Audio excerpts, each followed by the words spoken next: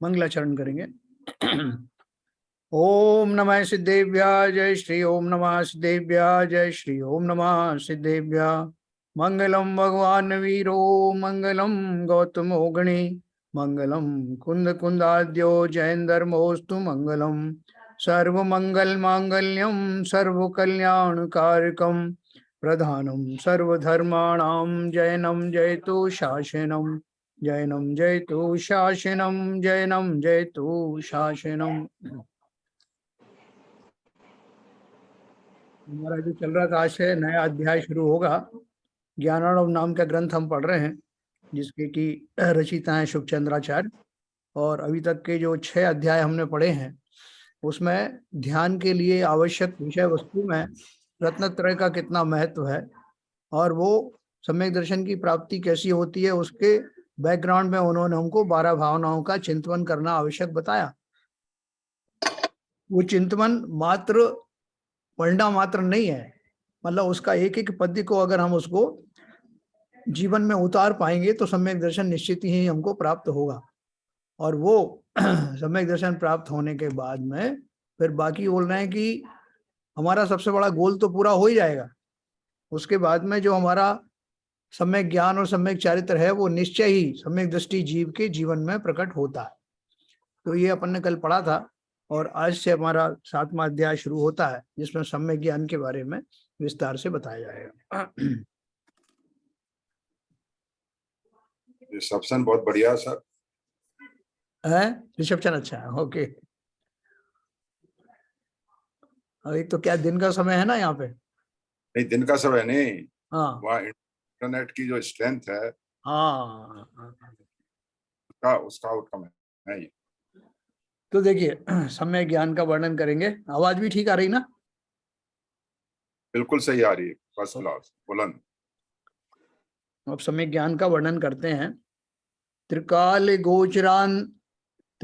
गोचरानंत गुण पर्याय संयुक्ता यत्र भावाः स्फुरन्त्यौचै स्तज ज्ञानम ज्ञानी नाम मतम।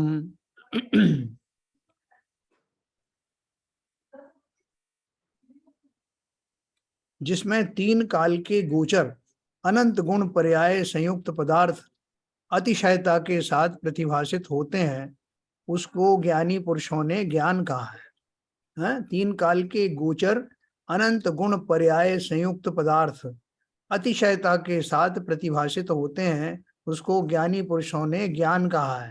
ये कौन से ज्ञान की बात चल रही है? ये सामान्यता से पूर्ण ज्ञान का स्वरूप है ना। जिस पूर्ण ज्ञान की बात कर रहे हैं, तो क्यों केवल ज्ञान पूर्ण ज्ञान है ना, तो वहां से रेफरेंस लिया। जिसमें 3 काल के गोचर, यानी तीनों काल में, भूतकाल में उनकी पर्याय क्या रही, वर्तमान में क्या है और आगे भविष्य में क्या होने वाली है, 3 काल के गोचर को है ना दिखाई देने, 3 काल में दिखाई देने वाले अनंत गुण पर्याय संयुक्त, जिनके अनंत गुण है और उनकी अनंत ही पर्याय हैं, ऐसे पदार्थों को अतिशयता के साथ, मतलब विशेष प्रकार से एकदम क्लियरली जो प्रतिभाषित होते हैं, उसको ज्ञानी पुरुषों ने ज्ञान कहा। वो कहाँ दिखाई देंगे? ज्ञान में ही दिखाई देंगे ना। तो ज्ञान की परिभाषा ये बताई उन्होंने, और ये केवल ज्ञान के से रेफरेंस लिया है, क्योंकि पूर्ण ज्ञान से हम चल रहे हैं। यह सामान्यतया से पूर्ण ज्ञान का स्वरूप है। आकाश द्रव्य अनंतानंत प्रदेशी है, उसके मध्य में असंख्यात प्रदेशी लोकाकाश है। उसमें जीव, पुद्गल, धर्म, अधर्म और काल ये अनंत द्रव्य हैं। उनके 3 काल संबंधी अनंत अनंत भिन्न भिन्न पर्याय हैं, है ना। सभी द्रव्यों की, यानी 6 द्रव्यों के 3 काल संबंधी, भूतकाल में भी अनंत पर्याय हुई हैं, भविष्य में वर्तमान में भी अनंत पर्याय घटित हो रही हैं, और भविष्य में भी अनंत पर्याय घटित होंगी। उन सबको युगपत, यानी एक समय में जानने वाला पूर्ण ज्ञान आत्मा का निश्चय स्वभाव है।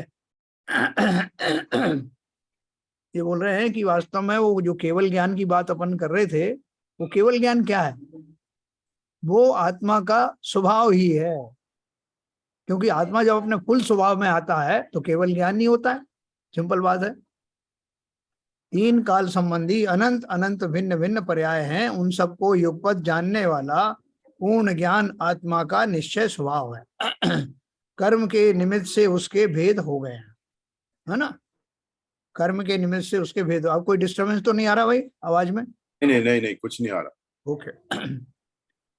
कर्म के निमित्त से उसके भेद हो गए हैं, क्या बोल रहे हैं? कर्म के निमित्त से भेद हो गए अर्थात क्या हो गया? ज्ञान के भेद अभी अपन ने पढ़ेंगे, अपन क्या क्या भेद हो जाते हैं। जैसे हमारा वो मति शुद्ध ज्ञान है, अवधि ज्ञान है, मन पर्याय ज्ञान है, केवल ज्ञान है, ये सब जो है वो उन कर्मों के निमित्त से, यानी उस कर्म का अगर निमित्त है तो उतना ही उगाड़ होगा, उस कर्म का उदित है तो उतना ही उगाड़ होगा। जब सब कर्मों से रहित हो जाएंगे तो संपूर्ण ज्ञान अर्थात केवल ज्ञान प्राप्त होगा। कर्म के निमित्त से उसके भेद हो गए। दूसरा नंबर का दोहा इसमें है, द्रव्यादिकलितैर्भावैर्निर्भरं कलितं जगत् बिंबितं युगपद्यत्र तत्तज्ज्ञानं योगिलोचनम्।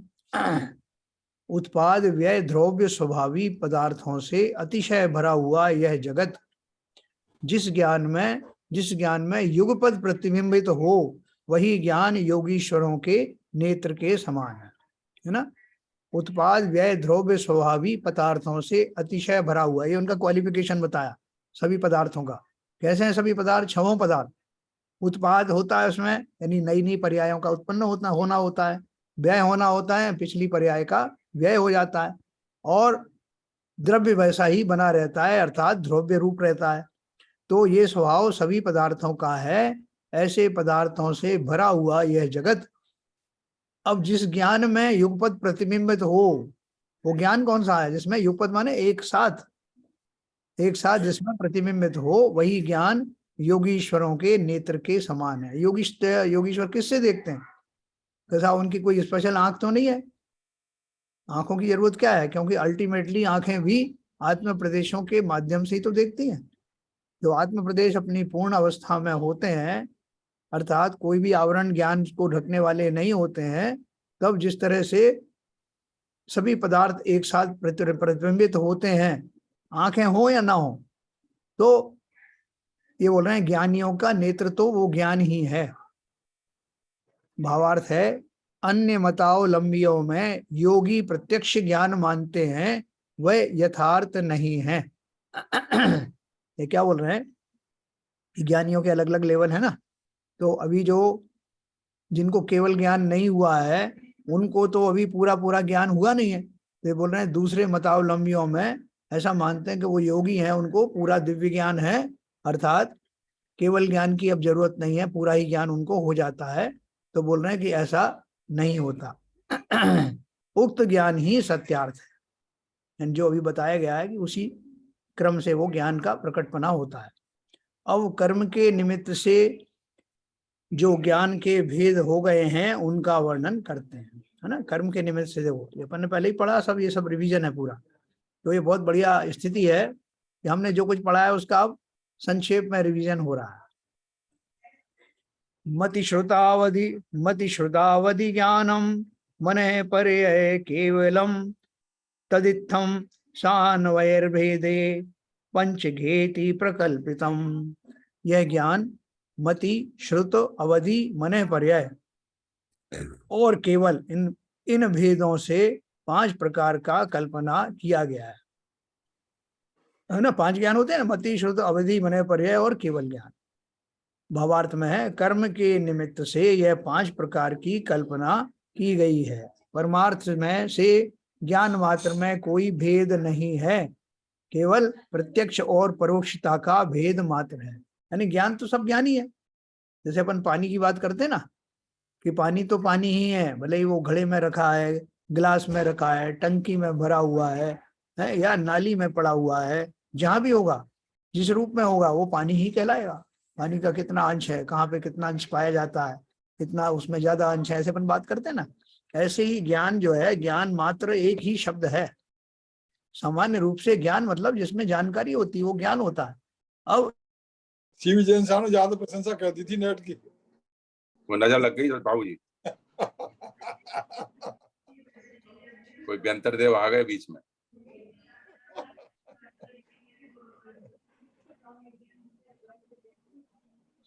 हाँ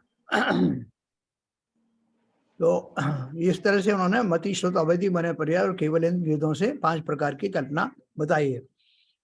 अब ये इसमें और ज्यादा फर्दर इसके डिवीजन है जो हमने तत्वार्थ सूत्र में विशेष रूप से पहले दूसरे अध्याय में मिलता है।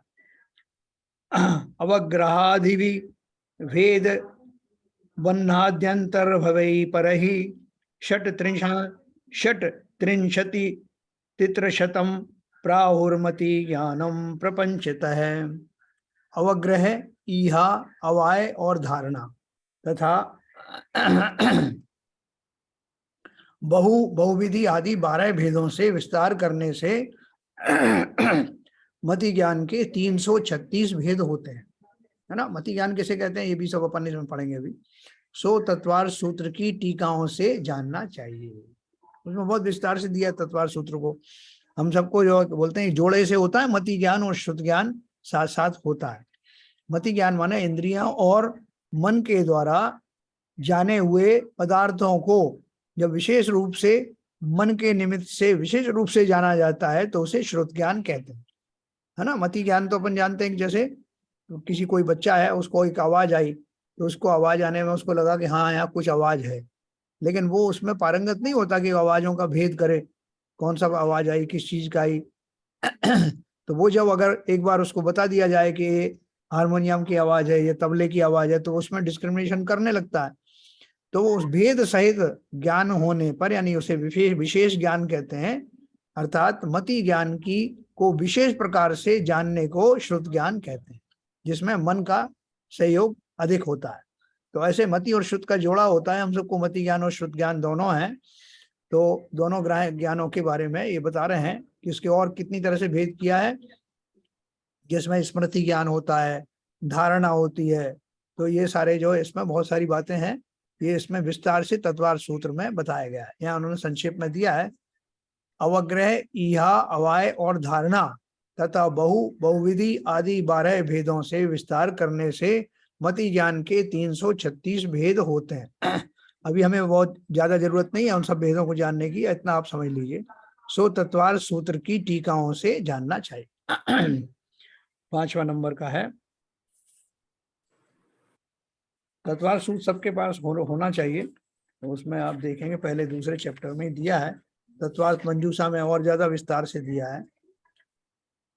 प्रसृतम बहुधा अनेके रंग पूर्वहि प्रकीर्णकहि शाच्छब्दालिवंचितम तद्विद्धि तद्विश्रुत ज्ञानम अनेकधा।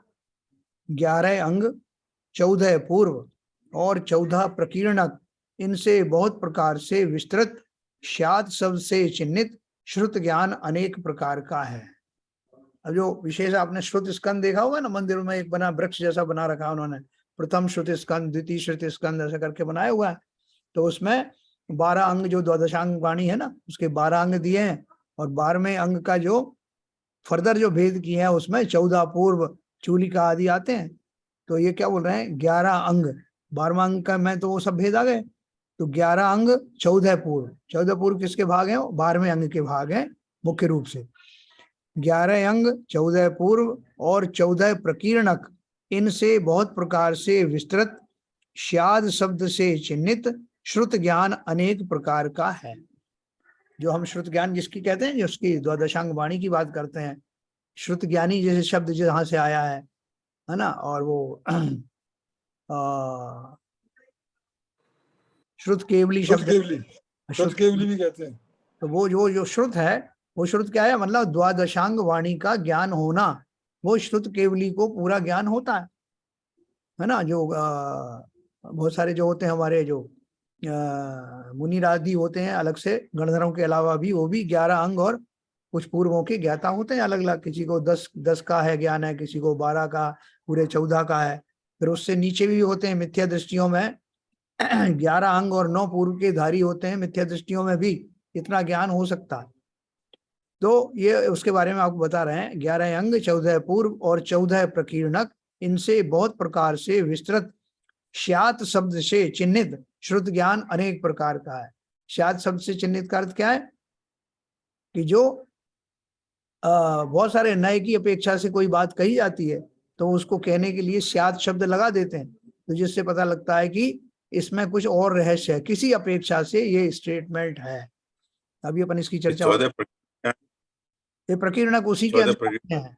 जो 12वां अंग है, दृष्टिवादांग नाम का जो अंग है जिनवाणी का, उसके ये भेद हैं। उसमें 14 पूर्व, 14 प्रकीर्णक, चूलिका आदि आते हैं उसमें। उस 12वें अंग के ये भाग बताए हैं। जो दृष्टिवादांग नाम का 12वां अंग है उसमें पूर्व उसी के अंतर्गत आते हैं, चूलिका आती है, ये 14 प्रकीर्णक आते हैं, ये और भी बहुत सारे आते हैं उसमें। तो ये सब जो है चंद्र ज्ञप्ति और सूर्य ज्ञप्ति ऐसे और भी आते हैं। तो ये सब उन्होंने संक्षेप में अपन को बताया है। भावार्थ में लिखा है, शास्त्र सुनने के निमित्त से उत्पन्न हुआ ज्ञान मुख्यतः से श्रुत ज्ञान कहा जाता है। वह शास्त्र अंग पूर्वादिक से अनेक भेद रूप है, इस कारण ज्ञान भी अनेक प्रकार के हैं माने कहे जाते हैं। और शात शब्द किसी प्रकार को कहते हैं, सो इस शब्द से वह श्रुत ज्ञान चिन्हित है, जिससे इसमें किसी प्रकार की बाधा नहीं आती। इस कारण जो निर्बाध है वही श्रुत ज्ञान है। क्या बोल रहे हैं?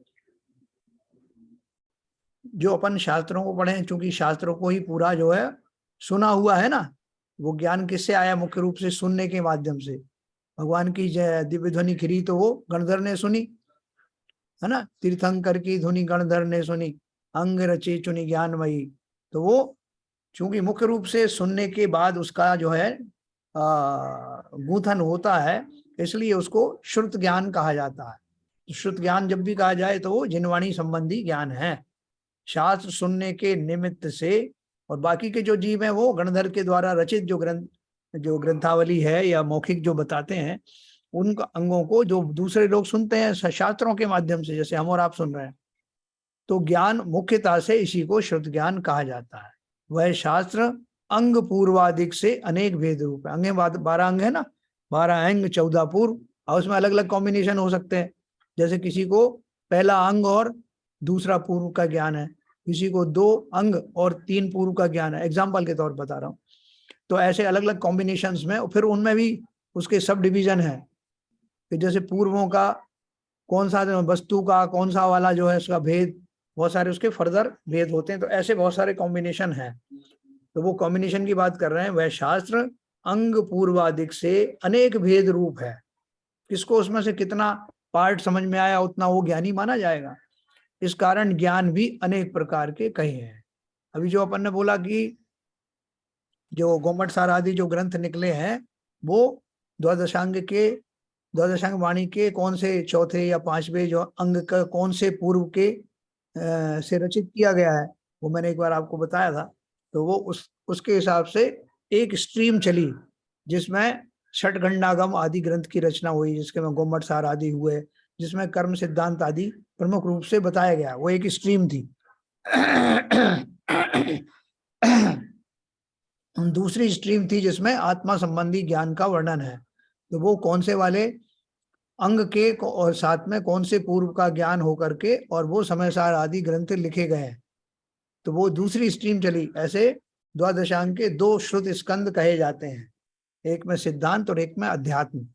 ऐसे मिला करके समस्त जिनवाणी की रचना की गई है। और जब उसको कोई स्टेटमेंट दिया जाता है तो स्टेटमेंट में अगर अपन शात शब्द लगा देते हैं, जो कि शादवाद का प्रतीक है, तो समझ में आ जाता है कि किसी अपेक्षा से ये स्टेटमेंट दिया गया है। जैसे अपन बोलते हैं कि जीवों का निरंतर जन्म और मरण होता रहता है ना। तो ये कहीं शायद नहीं भी लगाते, लेकिन उसका अर्थ ये होता है कि ये किसी अपेक्षा से किया जा रहा है। जरूरी नहीं कि शायद सब में लगाए जाए, लेकिन समझने वाले उसको समझ जाते हैं कि ये किसी अपेक्षा से, किसी नए से किया गया कथन। तो जीवों का जन्म मरण होता है, वास्तव में होता है क्या जन्म मरण? ये व्यवहार की बात है ना, क्योंकि शरीरों की उत्पत्ति और शरीरों के विनश जाने को जन्म मरण कहते हैं।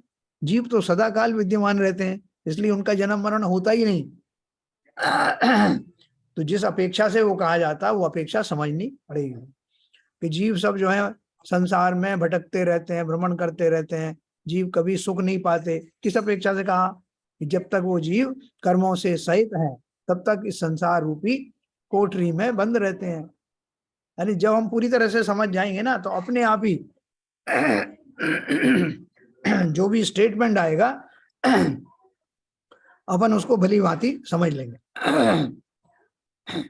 स्यात् शब्द किसी प्रकार को कहते हैं, सो इस शब्द से वह श्रुत ज्ञान चिन्हित है जिससे इसमें किसी प्रकार की बाधा नहीं आती। इस कारण जो निर्वाध है वही श्रुत ज्ञान है। कि कोई अपन से ये कहे साहब आप कल तो ये कह रहे थे साहब किसी का जन्म मरण होता नहीं है, और आज आप कहने लगे फलाना आदमी मर गया और जीव यहाँ मरते रहते हैं जन्मते रहते हैं, तो आप कभी कुछ कहते हो कभी कुछ कहते हो। तो उन्होंने बोला कि इसमें चूंकि किसी अपेक्षा से बात कही जाती है इसलिए इसमें घबराने की बात नहीं है। वो जो जिस अपेक्षा से कही वो बात जब हमारे समझ में आ जाती है तो हमको पता लग जाता है कि ये किस अपेक्षा से बात कही गई।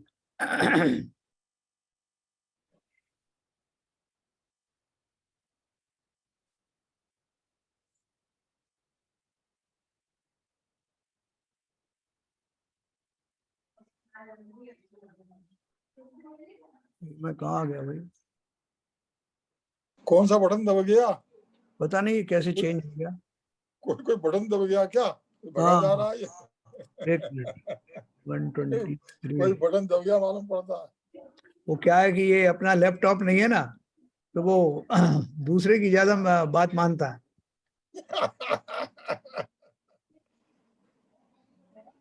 लगाम कस के रखो, पकड़ो।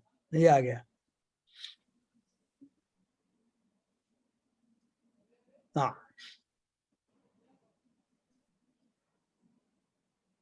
ये अपन ने पढ़ा, पहला पढ़ लिया, दूसरा पढ़ लिया, तीसरा हो गया, चौथा ये भी हो गया, ये भी हो गया।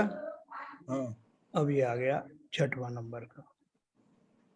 यस, हाँ छठवां पढ़ा।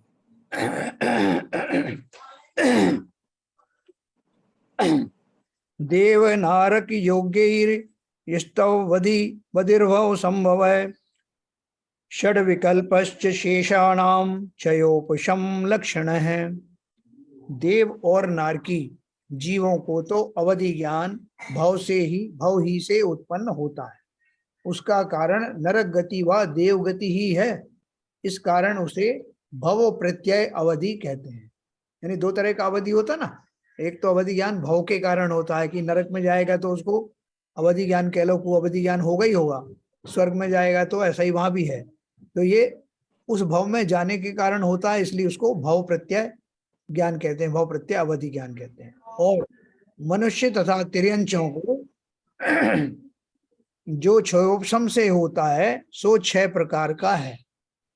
उनके जो ज्ञान में जो उगाड़ होता है, क्षयोपशम मतलब जैसे जैसे वो उनके जो कर्मों का जो है थोड़ा सा ज्ञानावर्णी कर्म का शांतपना होता है और तदनुसार ज्ञान का जो उगाड़ होता है मनुष्यों और तिर्यंचों को, वो 6 प्रकार का होता है। कैसे होता है? अनुगामी, अननुगामी, हीयमान, वर्धमान, अवस्थित, अनवस्थित, इस प्रकार 6 भेद हैं, है ना।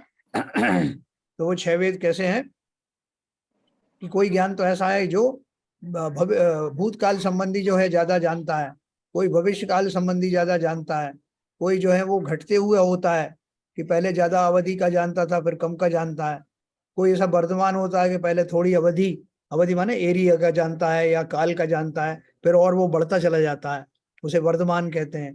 कोई अवस्थित है, मतलब जितना जाना पहले उतना ही बना रहता है। इस प्रकार से इसके 6 भेद हैं। कौन से? किसके? जो अवधि ज्ञान तिर्यंच और मनुष्यों के अपने कर्मों के क्षयोपशम के कारण उत्पन्न होता है, उसे ये 6 कैटेगरी में बांटा जा सकता है। अवधि ज्ञान की बात कर रहे हैं, ठीक है। अब आगे का 2 ज्ञान है और 2। अनुगामी क्या बताया था भाई साहब? अनुगामी का मेरे ख्याल से अर्थ है जो अनुगामी तो जो पिछला वाला जो भूतकाल संबंधी है, अब भविष्य काल एक भविष्य काल संबंधी होगा। इसमें थोड़ा सा और अभी अपन पूछेंगे, बहन जी से बाद में पूछेंगे, क्योंकि हो सकता है कि अभी मुझे वो ठीक से मैं क्लियरफाई नहीं कर पा रहा हूँ। लेकिन ये जो इतना है कि कुछ जो है भूतकाल संबंधी ज्ञान को जानता है, कितने भूतकाल तक का जानता है उस पर हीयमान, वर्धमान, हाँ अवस्थित अनवस्थित ये तो क्लियर है, हाँ सब शब्दों से क्लियर हो रहे हैं। हाँ, अनुगामी अनुगामी जो है शब्दों से क्लियर नहीं हो पा रहा। हाँ, वो अभी पूछ लेंगे। मेरे ख्याल से यही है भविष्य भूतकाल का। जैसे मान ली पिछले 5 साल पहले का मैं जानता हूँ, लेकिन उसके बाद उसके पहले का नहीं जानता, तो वो उससे संबंधित है, भूतकाल से संबंधित अपन पूछेंगे अभी। अच्छा, अगला देखो, ये आता है विपुल क्या बोलते हैं उसको, मन पर्याय ज्ञान। मन पर्याय ज्ञान का ये अपन श्लोक पढ़ते हैं, 7वां नंबर। ऋजर विपुल इत्येवं श्यान मन पर्ययो द्विधा विशुद्धये प्रतिपाताभ्याम तद विशेषो अवगम। अभी अमेरिका की बड़ी पढ़ाई कर रहे थे आप, योर नेटवर्क है। नहीं, वो तो मैं पढ़ाई तो इसलिए कर रहा था कि उस समय अच्छा लग रहा था। अभी वो फ्रीज हो, बार बार फ्रीज हो रहा है। वो जो अच्छा लग रहा है वो लैपटॉप का हिसाब है। लैपटॉप का कैमरा भी अच्छा है और लेटेस्ट लैपटॉप है वो। हाँ, एक मिनट, ये नेटवर्क बार बार जा रहा है जन साहब। पता नहीं, मैं बुलाता हूँ उसको।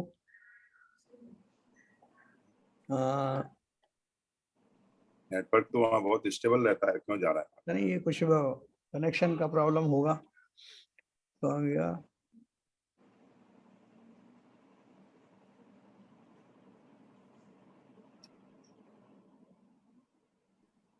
हाँ, तो ये मन पर्याय ज्ञान की अपन बात कर रहे हैं। मन पर्याय ज्ञान ऋजुमति तथा विपुलमति भेद से 2 प्रकार का है।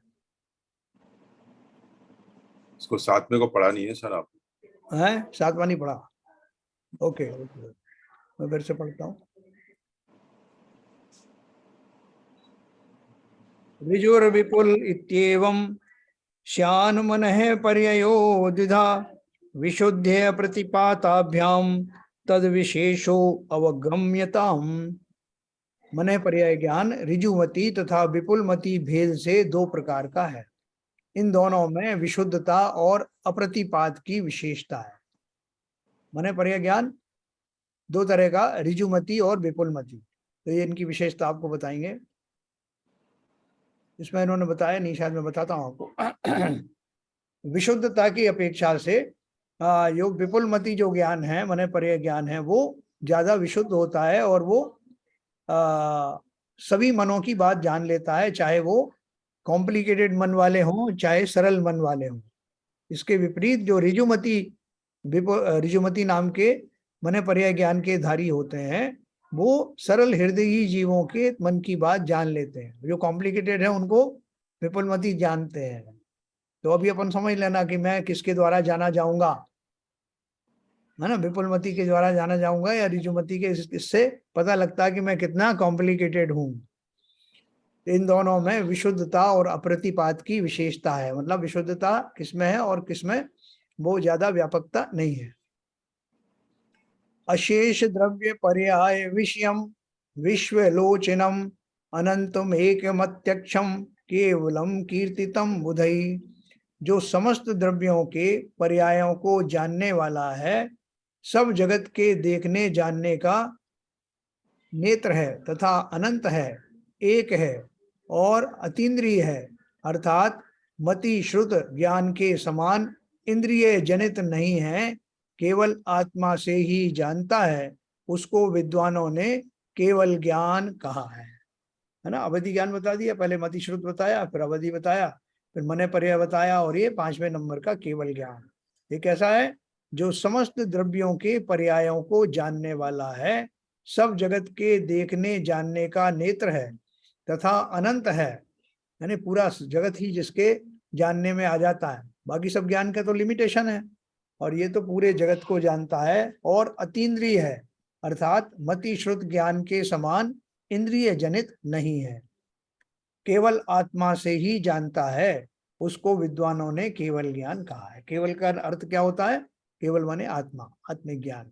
बहुत सारे लोग इस केवल को इसलिए जानते हैं कि बाकी और कोई ज्ञान नहीं, केवल ज्ञान ही है। तो देखो 9वें नंबर का अपन पढ़ेंगे। कल्पनातीतम भ्रांतम स्वपरार्था वभाभासकम जगत ज्योतिर्संदिग्धम अनंतम सर्वदोदितम। तथा केवल ज्ञान कल्पनातीत है, कल्पनातीत यानी आप जो भी कुछ कल्पना कर सकते हो उससे बियॉन्ड है। विषय को जानने में किसी प्रकार की कल्पना नहीं, स्पष्ट जानता है। अपन तो बहुत सारे अंदाज से लगाते हैं, अनुमान से बहुत सारी चीजों का अपन कल्पना करते हैं।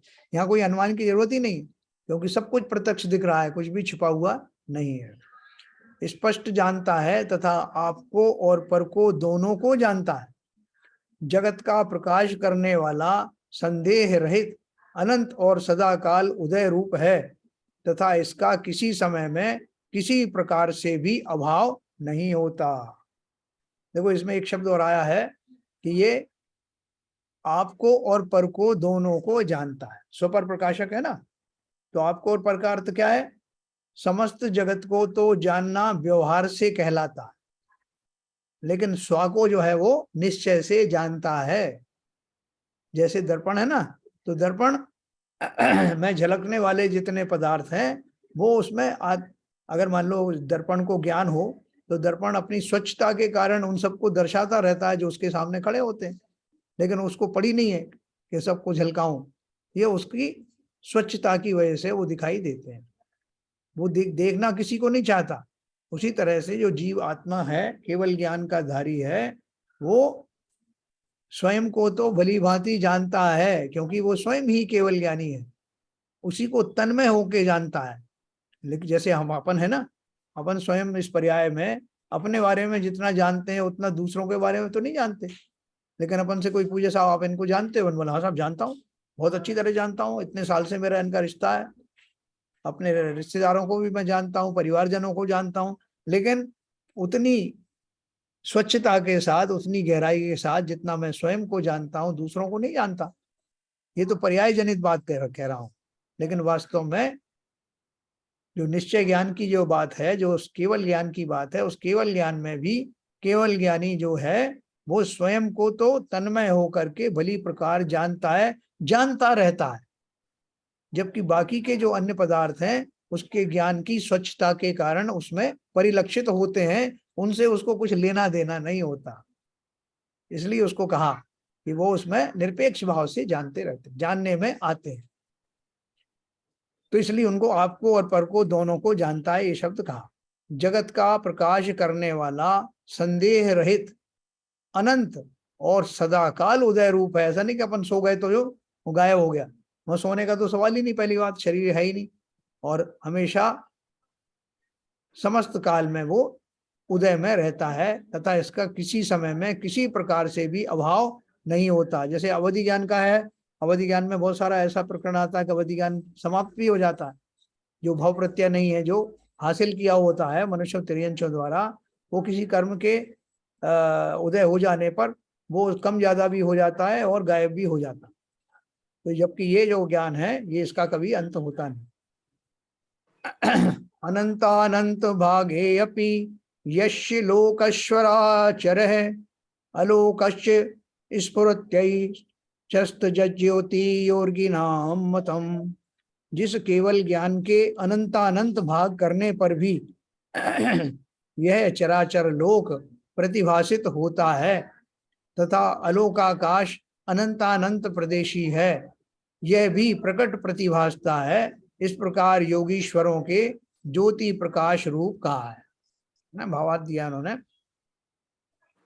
केवल ज्ञान में समस्त लोकालोक प्रकाशमान है और यह ज्ञान योगीश्वरों को ही प्राप्त होता। ये बोल रहे हैं यहाँ पर ये अलोकाकाश अनंतानंत प्रदेशी है, इसका केवल ज्ञान से क्या मतलब कोरिलेशन है? अभी बता रहा हूँ ना मैं, अभी चर्चा चल रही है अपनी। जिस केवल ज्ञान के अनंता, इसी की बात कर रहे हैं ना आप 10वें नंबर। जी सर, जी जिस केवल ज्ञान के अनंतानंत भाग करने पर भी, भाग कैसे करोगे, इसके भाग कैसे करोगे, इसको उनका कहने का अर्थ ये है कि वो इतना व्यापक है वो ज्ञान कि उसके आप जो है अगर आप उसको बांटना चाहो तो उसका एक टुकड़ा भी इतना सामर्थ्य रखता है कि वो समस्त आकाश को, समस्त अलोकाकाश तक को जानता है। पहली बात तो ये कि वो उसका सामर्थ्य बहुत है, अनलिमिटेड है, वो उसके टुकड़े तो होते ही नहीं है। वो जिस केवल ज्ञान के अनंतानंत भाग करने पर भी, अपन बोलते हैं उसका एक अंश ही काफी है, ये खाली उसकी सामर्थ्य बताने के लिए कहा गया है, क्योंकि उसके टुकड़े तो होते नहीं। यह चराचर लोक चराचर माने जो चर है, अचर है, जीव है, अजीव है, सभी को प्रतिभाषित, सभी चीज जिसमें परिभाषित होती है, तथा अलोकाकाश अनंतानांत अनंत प्रदेशी है, वह भी प्रकट प्रतिभासता है। अलोकाकाश कितना बड़ा है? लोकाकाश तो हमारा असंख्यात प्रदेशी है, असंख्यात प्रदेशी है ना, क्योंकि हमारा जो शरीर है वो भी असंख्यात प्रदेशी है, आत्मा भी असंख्यात प्रदेशी है। शरीर तो उसके लायक हो जाता है, वैसे आत्मा का जो प्रदेश है उन्हीं की बात कर रहे हैं। आत्मा के प्रदेश कितने? लोकाकाश में, पूरे लोकाकाश में व्याप्त हो जाते हैं समुद्घात के समय में। और लोक कितना बड़ा है? वो असंख्यात प्रदेशी है। लेकिन उसके बाहर में जो अलोकाकाश है वो अनंत प्रदेशी है, वो बहुत व्यापक है। तो अब कोई अगर ये प्रश्न करे कि ये जो केवल ज्ञानी है ये तो लोक में रह रहे हैं, इनको अलोकाकाश का ज्ञान कैसे हो जाता? यही मेरा प्रश्न। हाँ, तो वो जो जीव है, जो केवल ज्ञानी है, वो केवल ज्ञानी का जो शरीर है, इवन वो भी अंतिम शरीर जो होता है वो असंख्यात प्रदेशी होता है ना। अंतिम शरीर के अंदर में रहने वाला वो जीव है, वो कितना है? वो भी असंख्यात प्रदेशों को कवर करता है, मतलब लोक को ही कवर कर सकता है। लेकिन ज्ञान की सामर्थ्य इतनी है कि वो समस्त लोक और अलोक, संख्यात प्रदेशी के अलावा अनंत प्रदेश वाला अलोकाकाश को भी जान पाता है। ऐसी सामर्थ्य केवल ज्ञान की होती है। ठीक है सर, जैसे अपन में छोटी सी आंख होती है ना, उस आंख के सारे अपन कितना व्यापक देख लेते हैं। आंख तो हमारी जरा सी है, लेकिन कितना दूर तक का दिखाई देता है। उसी प्रकार से जो केवल ज्ञान है उसकी सामर्थ्य इतनी है कि वो भले ही वो संख्यात प्रदेश में रहने वाला जीव है, लोक की परिभाषा उतनी है, लेकिन जो लोकाकाश और अलोकाकाश संपूर्ण एक द्रव्य है, वो मिलाकर के आकाश द्रव्य जो है, लोकाकाश प्लस अलोकाकाश मिलाकर के एक द्रव्य है। लेकिन हमने उसकी परिभाषा लोकाकाश अलोकाकाश इसलिए की है कि जितने भाग में 6 द्रव्य रहते हैं उसको हम लोकाकाश कहते हैं, और उससे बियॉन्ड जितने जो हमारे वलय है ना, 3 वलय होते हैं, उन वलय के बियॉन्ड वाला जितना है वहां पे सिर्फ आकाश द्रव्य ही पाया जाता है। लेकिन है वो अखंड, उसमें कोई ऐसे दीवाल नहीं खड़ी है बाउंड्री। तो केवल ज्ञान का सामर्थ्य बता रहे हैं कि वो न केवल लोकाकाश को जानता है, बल्कि अनंत प्रदेश अलोकाकाश को, जो अनंत प्रदेशी है, उसको भी जानता है। वो भवों को भी जानता, आगे पीछे के भवों को भी जानता। वो तो हो ही गया, वो तो पहले ही निबट गया। भवों की तो सब बात हो ही गई, ये तो बात चल रही है अभी अलोकाकाश। अच्छा, केवल ज्ञान में समस्त लोकालोक प्रकाशमान है। यह ज्ञान योगीश्वरों को ही होता है। योगीश्वरों को कहने का अर्थ क्या है? अपन कहाँ किस डायरेक्शन में ले जा रहे हैं? ध्यान की ओर अपन ले जा रहे हैं। जिन्हें योग किया है, योग के द्वारा ध्यान की उपासना की है, ध्यानस्थ हुए हैं, वही तो योगीश्वर हैं। तो उनको अपन भी योगीश्वरों को ही ये केवल ज्ञान होता है, और उसमें उनको सब कुछ झलकता है। इसमें बीच बीच में डिस्कनेक्ट हो जाता है, फिर से कनेक्ट करना होता आपने अभी। हाँ, तो कनेक्शन कहीं लो है क्या? चेंज करूँ? नहीं, अभी तो रहने। अभी तो टाइम भी हो रहा है सर। अभी 10:15 बजा है ना? हाँ, मतलब 8:47 हो गया। हाँ, पीछे से डिस्टर्बेंस नहीं आ रहा लोगों को? थोड़ा सा 8:45 हो गए भाई साहब। 1:09 हाँ, ओके। तो मैं अभी एक और पढ़ता हूँ, उसके बाद में अपन इसको डिस्कस करेंगे। अरे चला गया ये, हैं? क्या हो गया ये? हाँ तो नहीं, ये गड़बड़ा गया। ये जो आप दिखा रहे थे, जो देख रहे थे, लिखा हुआ था जो। ये 10वां नंबर चल रहा है ना, दिख रहा है आपको 10वां नंबर? नहीं, हाँ दिख रहा है ना 10वां नंबर। तो यहाँ मेरा खराब हो गया क्या हुआ था? हाँ, वो आपका भी चला गया होगा। हाँ, ओके सर, वो ठीक, थैंक यू सर। इस पे नजर लगा रहे थे तो वो आपका चला गया। नहीं, दिखाई देगा। अच्छा, तो देखो, केवल ज्ञान में समस्त लोकाकाश, तो कैसा ज्ञान होगा जो केवल ज्ञान है, उसकी महिमा, मतलब जान करके उसका जो सामर्थ्य है, जान करके कितना अच्छा लगता है कि ऐसा कोई ज्ञान का स्वरूप है जो क्योंकि वैसे भी संसार की समस्त वस्तुएं कोई ना कोई तो जानता होगा ना। ऐसा तो कोई भी पदार्थ या कोई भी जगह नहीं है जो कि किसी के द्वारा ना जानी जाए। तो इसलिए ये बिल्कुल सीधा सीधा इसका लॉजिक बैठता है कि ऐसा एक कोई ज्ञान होगा जिसे संपूर्ण वस्तुएं दिखाई देती हैं, और उसी का नाम केवल ज्ञान है। और केवल ज्ञान ध्यानस्थ होकर के किया जाता है, और ध्यान योगीश्वर ही करते हैं, है ना। तो ये हमारा जो संपूर्ण जो ज्ञानार्णव नाम का जो ग्रंथ है इसी दिशा में ले जा रहा है। बाकी सब आपको संक्षेप में बता रहा है, लेकिन ले कहाँ जा रहा है कि हम सबको उस ज्ञान के अगाध समुद्र में कैसे प्रविष्ट होना है। इस प्रकार सामान्य ज्ञान की अपेक्षा तो ये पांचों ही ज्ञान एक हैं, तथापि कर्म के निमित्त से 5 प्रकार के भेद कहे गए, क्योंकि मति, श्रुत, अवधि और मने पर्यय ये 4 ज्ञान कर्मों के क्षयोपशम से होते हैं, और केवल ज्ञान आत्मा का निज स्वभाव है ना, जो घातिया कर्मों के सर्वथा क्षय होने से प्रकट होता है। जो पहले वाले में कैटेगरी में क्यों फर्क आया है, क्योंकि वो कर्मों का जितना जितना क्षय हो जाता है, ज्ञानावर्णादि कर्म है ना, तो ज्ञानावर्णादि दर्शनावर्णादि कर्म का जितना जितना उपशम होता है, जितना वो चला जाता है उतना ज्ञान प्रकट होता है। उसकी अपेक्षा से ये सब ज्ञान होते हैं। जब हमें अवधि ज्ञान नहीं होता तो हम बोलते हमको कौन सा जो है अंतराय रहता है किसी चीज का, अवधि ज्ञानावर्णीय, वो ज्ञान नहीं होता। जब वो चला जाता है तो अवधि ज्ञान प्रकट होता है। तो ऐसे ये कर्मों से आश्रित हैं, लेकिन जो केवल ज्ञान जो प्रकट होता है, क्योंकि अब वहां इस तरह के कोई कर्म शेष रहे नहीं, तो मोहिनी कर्म के बाद में सब ज्ञानावर्णी दर्शनावर्णी कर्म भी चले जाते हैं ना, ऊपर के गुणस्थान में, 12वें गुणस्थान में, तो वो केवल ज्ञान प्रकट होता है। तो केवल ज्ञान आत्मा का निज स्वभाव है। निज स्वभाव क्यों कहा कि वहां कोई रुकावट नहीं रही, वो तो पहले से ही आत्मा के ऊपर में जो रुकावटें थी, उन रुकावटों के हटते ही वो केवल ज्ञान प्रकट होता है, जो घातिया कर्मों के सर्वथा क्षय होने से प्रकट होता है। यह ज्ञान अविनाशी और अनंत है। घातिया कर्म में कौन कौन से आते हैं? ज्ञानावर्णी, दर्शनावर्णी, मोहिनी और अंतराय। इन चारों के समाप्त होते ही केवल ज्ञान प्रकट होता है। यह ज्ञान अविनाशी और अनंत है, सदा जैसा का तैसा रहता है, और इसको फिर कभी कर्ममल नहीं लगता है। ठीक है, अभी आपका कोई प्रश्न हो तो पूछें। कुछ समझ में आया?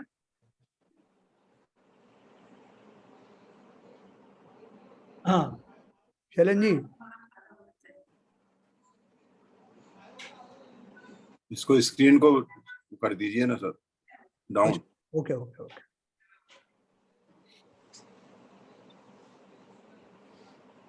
हाँ ये सब समझ में आया? हाँ अनम्यूट कीजिए शैलेन जी। एक इसमें वो आया था ना, जैसे लोकाकाश में भाग देने से अनंत मिलता है, तो मतलब अनंत को भाग यदि हम किसी से भी डिवाइड करेंगे तो अनंत ही आएगा, तो मतलब वो अनंत ही हो गया, मतलब उसका कोई फर्क नहीं पड़ता है उससे। मतलब अनंत को किसी से डिवाइड करो, किसी से मल्टीप्लाई करो, किसी से तो ऐड, अनंत ही आएगा, अनंत ही रहने वाला है। नहीं, वो तो एक नोशनल रिप्रेजेंटेशन है। हाँ अनंत का अनंतवा भाग, ये केवल सोचने के लिए।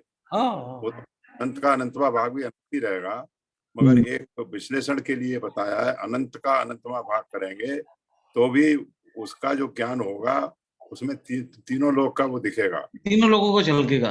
हाँ, मतलब एक एक्सप्लेनेशन के लिए दिया है, केवल ज्ञान की महिमा बताने के लिए। हाँ, जैसे अपन कहते हैं ना कि साहब वो इतने अमीर हैं कि अगर वो अपना जो है जेब भी सब जो है खाली खाली जेबों को भी अगर जो है थोड़ा झटकारेंगे तो उसमें से भी बहुत सारा सोना निकल पड़ेगा। यस, वही बात है। अतिशयोक्ति के पूर्वक बोलते हैं ना।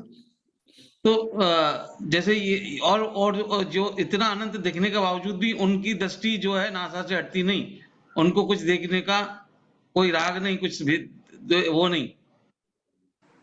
वो तो दृष्टि तो है ही नहीं सर यहाँ पर। हाँ, दृष्टि मतलब जो दृष्टि उनकी, मतलब कहने मतलब ये है कि इतना जानने के बाद में यदि कोई क्वेश्चन कोई किसी ने पूछा सम्मोहन में, तो उसका आंसर ऑटोमेटिकली मिल जाता है। मतलब उनका भाव नहीं है कि वो देखें जाके कि भाई आगे क्या हुआ था, पीछे क्या हुआ था।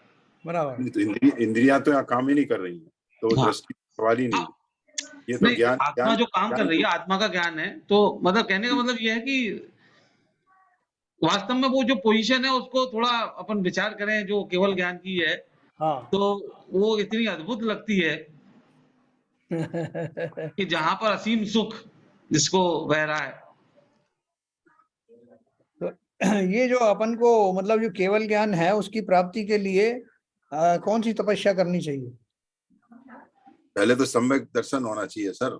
हाँ, सबसे पहले तो सम्यक दर्शन होना चाहिए, फिर अपने पास ज्ञान और चारित्र सम्यक ज्ञान वो नियम से ही आएगा, सम्यक दर्शन, सम्यक ज्ञान, सम्यक चारित्र। देन जब के बाद संयम, और तब से जो 5 महाव्रत हैं उनको धारण करके आगे बढ़ेंगे तो धीरे धीरे वो तो चारों घातीय क्रम जब नष्ट होंगे तब उसके बाद वो सीढ़ी चढ़ेंगे तब केवल ज्ञान हाँ, होगा। बराबर।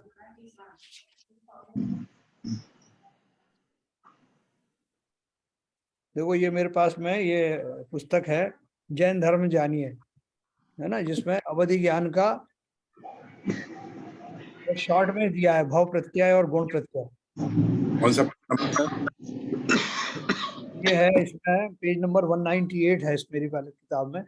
अवधि ज्ञान, मने पर्याय ज्ञान, केवल ज्ञान, ये सब दिया है इसमें विशेष। तो आपको तो अगर देखना तो शॉर्ट में वहां भी आपको मिल जाएगा। वही जो आपने एक्सप्लेन किया है वही केवल ज्ञान का दिया है इसमें। जो समझ द्रव्यों उनकी त्रिकालवर्ती अनंत पर्यायों को दर्पण में झलक के प्रतिबिंब की हाँ, भांति एक साथ जानता है वह केवल ज्ञान है। बिल्कुल। यह ज्ञान इंद्रिय, मन और प्रकाश की अपेक्षा से रहित है। हाँ, ठीक है सर। तो अभी ये विषय मेरे ख्याल से सबको क्लियर हो रहा है, क्योंकि ये जो सब अपन पढ़ रहे हैं, सम्यक दर्शन, सम्यक ज्ञान, सम्यक चारित्र, ये सब इस पूर्वक ही हमारा जो है वो रत्नत्रय की प्राप्ति होगी, और रत्नत्रय की प्राप्ति पूर्वक ही हमारे वो मुनियों के जो महाव्रत आदि हैं, तप आदि हैं, वो सब संपन्न होंगे। तो इसमें तो किसी को कोई डाउट होगा नहीं। सर एक मेरा क्वेश्चन था। हाँ बोलिए। कि सर जैसे मतलब अरहंत सिद्ध भगवान जैसे बन जाते हैं, हाँ, फिर अपन क्या करते हैं, जैसे मंदिर में जैसे प्राण प्रतिष्ठा करते हैं, ऐसे तो मतलब हजारों लाखों महावीर भगवान होंगे, हजारों लाखों आदिनाथ भगवान, फिर प्राण प्राण प्रतिष्ठा मतलब मंत्रों से की जाती है, तो वो कैसे मतलब वो अरिहंत जैसे वहां पे है, सिद्ध वहां पे है, तो उनका रूप यहाँ पे कैसे आता है मतलब? अच्छा अच्छा अच्छा अच्छा। देखो, प्राण प्रतिष्ठा करने का अर्थ क्या है कि वो वास्तव में उनके प्राण नहीं आते कि वो वहां पे बैठे हुए हैं, वो सिद्ध लोक में, वहां से उनके प्राण निकल करके आएंगे और प्रतिमा में स्थापित हो जाएंगे, ऐसा नहीं है। वो प्राण प्रतिष्ठा इसलिए कही जाती है कि हमने ऐसा स्थापना निक्षेप से ऐसा मान लिया है कि वो जिनेंद्र देव यहाँ पर विराजमान हो गए, ऐसा कल्पना में ही होता है, वास्तव में प्राण नहीं आते। तो जैसे महाराज जी बोलते हैं ना कि हम पत्थर की मूर्ति की पूजा नहीं करते, हाँ जब तक प्राण प्रतिष्ठा नहीं हो तब तक पत्थर की मूर्ति है, हम पत्थर की मूर्ति के सामने कितने झुकाते हैं, जब हाँ, प्राण प्रतिष्ठा होती है तब सिर झुकाते हैं। प्राण प्रतिष्ठा का अर्थ ये है कि वो जो है वो मंत्र आदि के द्वारा और सब ऐसी मान्यता ले आते हैं कि जिस प्रतिमा में को हमने स्थापित किया है, उनको मंत्र आदि के द्वारा शुद्ध करके उसको भाव रूप से स्वीकार किया जाता है कि अब इतने लोगों के श्रावकों के बीच में, इसने जनता के बीच में सबने उसको व्यापक रूप से स्वीकार किया है कि ये भगवान हो गए, और सब मंत्रों का उच्चारण वगैरह किया जाता है। ये मात्र हमारा जो मन का जो विश्वास हो जाता है कि आज से ही हमारी प्रतिमा पूजनीय हो गई। ये श्रद्धान की बात है सर। श्रद्धांजलि। अब जैसे शादी होती है, हाँ, तो शादी में क्या है, जो हम कुछ क्रियाएं करते हैं उससे हमारे अंदर ये भाव आ जाता है कि ये हमारी जीवन संगनी हो गई, हम इसके वो हो गए, और बराबर। उसको चलाते हैं। तो वो भाव है, बाकी कोई ऐसा कोई क्रिया थोड़ी है जिससे हम कोई आत्मा जुड़ गई या कोई शरीर जुड़ गया, ऐसा तो कुछ हुआ नहीं। बिल्कुल केवल सटीक। एक भाव आ गया कि भाई कि अभी आज से मैंने प्रतिज्ञा ले ली और ये मान लिया कि ये मेरी पत्नी मैं मानूंगा, और पत्नी ने कहा मैं पति मानूंगी, और बात खत्म हो गई। और वो कुछ क्रियाओं करने से, और उसमें मतलब जो एक मतलब सार्वजनिक रूप से लोगों का प्रेजेंस रहती है। सामूहिक रूप से आपने वो माना है, तो प्राण प्रतिष्ठा भी वही है कि जो अपन क्रिया कर रहे हैं तो उसमें हम मंत्रों का उच्चारण कर रहे हैं, और जो भाव हम कर रहे हैं उस भाव से हम जैसे छोले अपने जो भगवानों का गर्भ कल्याण, जन्म कल्याण, तप कल्याण और उनका ज्ञान कल्याण सब करते हैं, तो हमारे भाव ऐसे रहते हैं कि भाई सब भगवान, हम अपने भगवान का सारा कल्याण करके भगवान को प्रतिष्ठित कर रहे हैं। तो जब वो भाव आ जाते हैं तो उनको भगवान मानने लगते हैं। नहीं, आपने जो बहुत सही बताया ये बात। एग्जाम्पल है। उसमें जैसे 7 जो अपन फेरे डालते हैं, तब आप 7 फेरे हो गए हमारे, आपके, अब हम पति पत्नी हो गए, तो वो 7 फेरे भी वो क्या है, एक प्रतीक स्वरूप ही है कि वो हम तो एक, क्रिया है, हाँ क्रिया है। एक दूसरे से बंध गए हैं, मतलब हम एक दूसरे से संकल्पित हो गए। भाई एक वो तो एक साधन है शादी को एक्सेप्ट करने का, जैसे संभे अपना भावों को शुद्ध करने का पूजा वगैरह करते हैं, वो एक साधन है, वो भी एक साधन है, क्रिया है।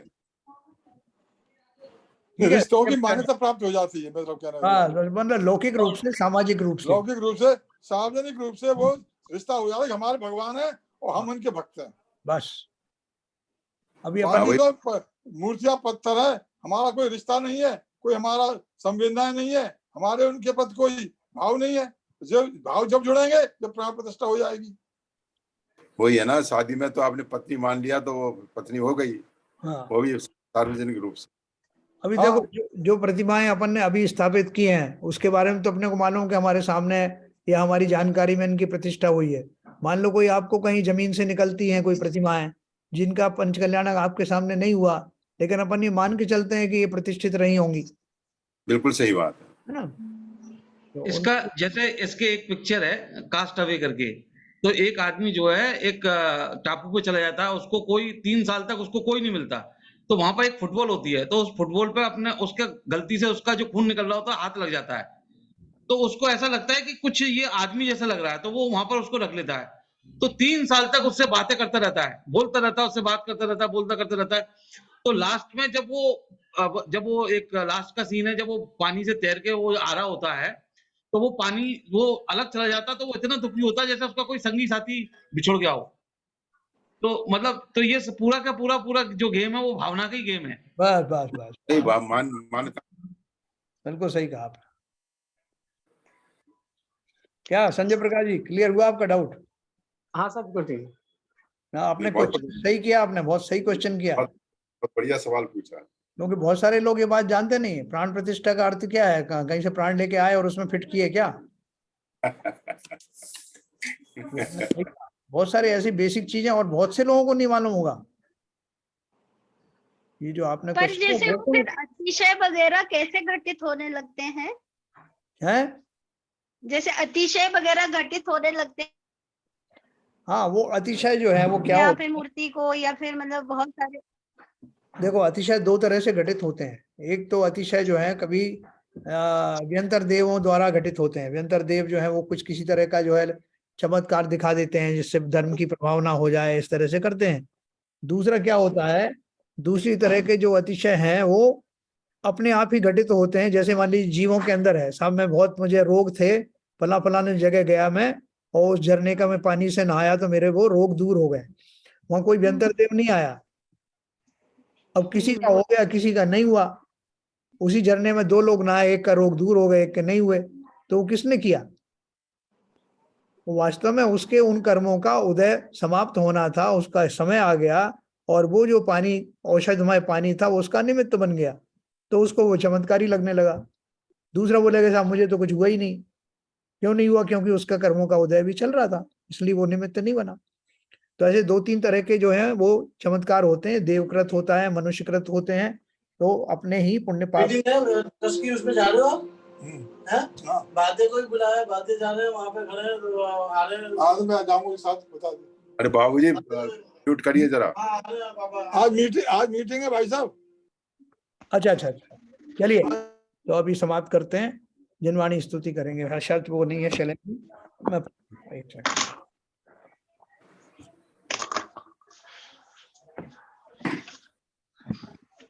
मिथ्यात्म नाश वे को ज्ञान के प्रकाश वे को आपा परभास वे को भानु सी बखानी है। छाहो द्रव्य जान वे को बंध विधि भान वे को स्वपर पिछान वे को परम प्रमानी है। अनुभव बताए वे को जीव के जताए वे को काहू ना सताए वे को भव्य उरयानी है। जहाँ तहाँ तार वे को पार के उतार वे को सुख विस्तार वे को यही जिनवाणी है। हे जिनवाणी भारती तो जपू दिन रैन जो तेरी शरणा गए सो पावे सुख चैन। या वाणी के ज्ञान ते सूझे लोकालोक सोवाणी मस्तक धरूं सदा देता हूँ धूप। जिनवाणी माता की जय।